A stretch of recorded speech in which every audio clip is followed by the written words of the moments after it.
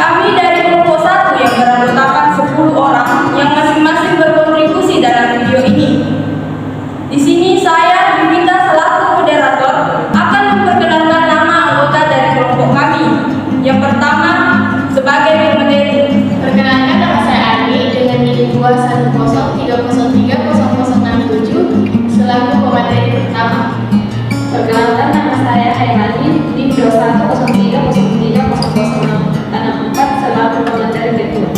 Perkenalkan, nama saya Anisya Niani dengan NIM 21030030063 selaku pemateri ketiga. Perkenalkan, nama saya Muhammad Zulki dengan NIM 21030303068 selaku pemateri keempat. Kedua, pembuat materi. Saya Nurta Sasardi dengan NIM 21030306061 sebagai pembuat materi. Saya Yusnaini dengan NIM 21030306062 selaku pembuat materi. Ia sebagai videografer. Perkenalkan, nama saya Abdul NIM 210300365. Saya sebagai videografer. Yang keempat sebagai editor.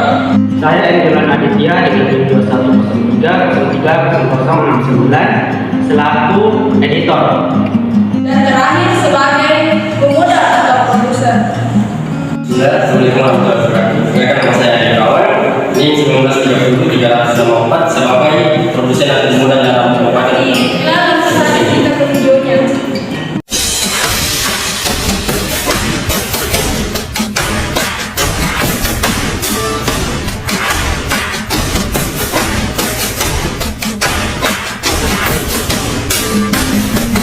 Pendahuluan.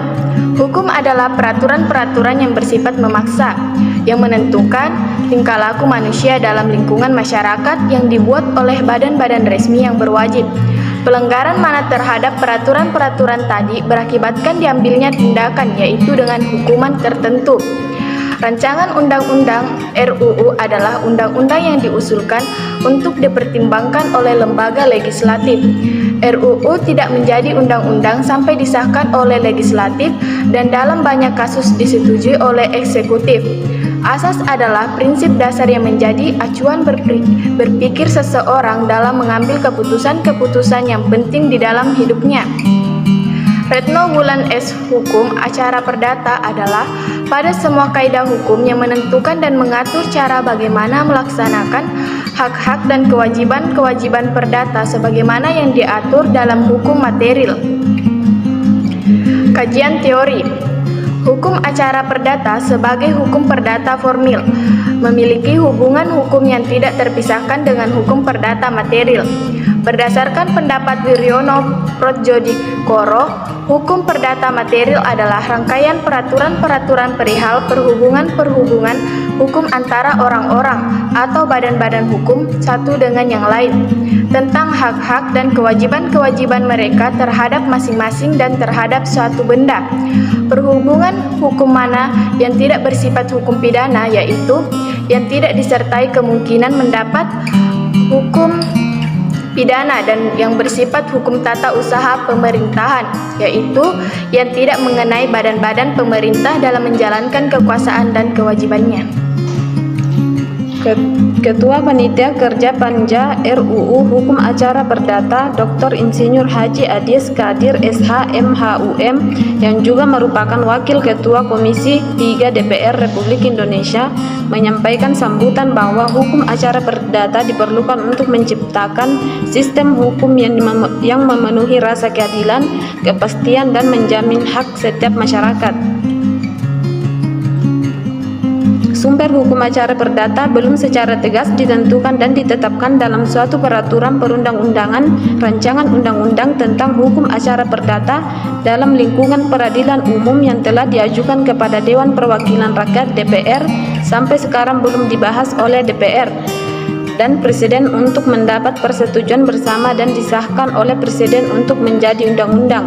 Berdasarkan pasal 5 ayat 1 Undang-Undang ayat 1 1959, hukum acara perdata pada pengadilan negeri dilakukan dengan memperhatikan Undang-Undang Dasar tersebut menurut peraturan Republik Indonesia dahulu yang telah ada dan berlaku untuk pengadilan negeri dalam daerah Republik Indonesia dahulu yang dimaksud oleh Undang-Undang Dasar ayat 1 1951 tersebut tidak lain adalah Hersian Indonesia Reglemen HIR atau Reglemen Indonesia yang diperbaharui untuk daerah Jawa dan Madura dan Reglemen daerah seberang untuk luar Jawa dan Madura. Jadi hukum acara perdata yang dinyatakan resmi berlaku adalah HIR untuk Jawa dan Madura dan RBG untuk daerah di luar Jawa dan Madura sebagaimana tertuang dalam Surat Edaran Mahkamah Agung Republik Indonesia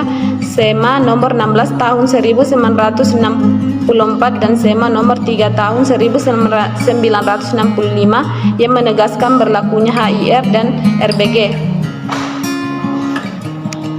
Rancangan undang-undang tentang hukum acara perdata diarahkan untuk mampu memberikan kepastian hukum, keadilan dan kemanfaatan bagi semua pihak, terutama dalam hal menyelesaikan sengketa keperdataan para subjek hukum. Selain itu juga untuk melindungi hak asasi manusia, mampu memberikan jaminan kepastian hukum terhadap pelaksanaan hak asasi dan kewajiban.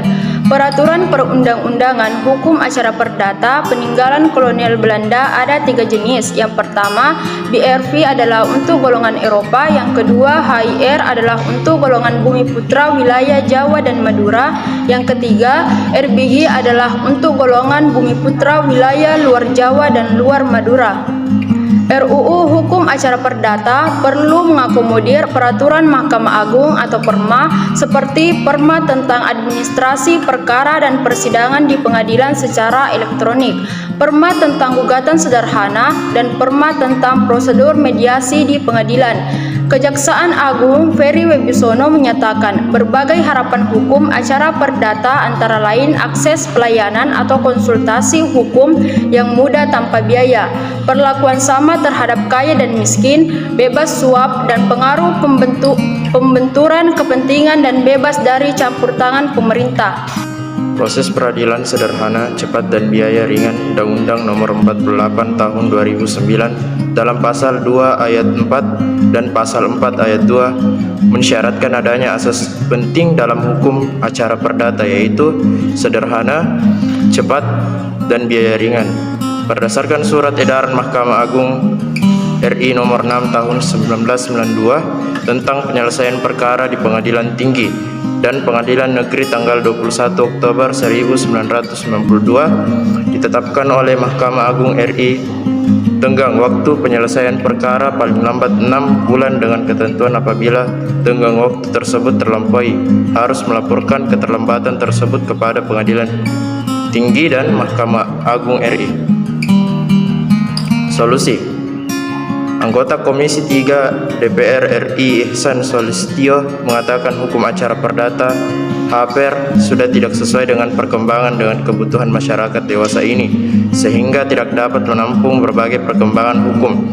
Perkembangan masyarakat yang sangat cepat dan pengaruh globalisasi menuntut adanya hukum acara perdata yang dapat mengatasi persengketaan dan di bidang perdataan dengan cara efektif dan efisien, sesuai dengan asas sederhana, mudah, dan berbiaya ringan. Penyusunan undang-undang tentang hukum acara perdata nasional yang komprehensif, bersifat kodifikasi dan unifikasi perlu dilakukan untuk dapat menampung perkembangan dan kebutuhan hukum masyarakat.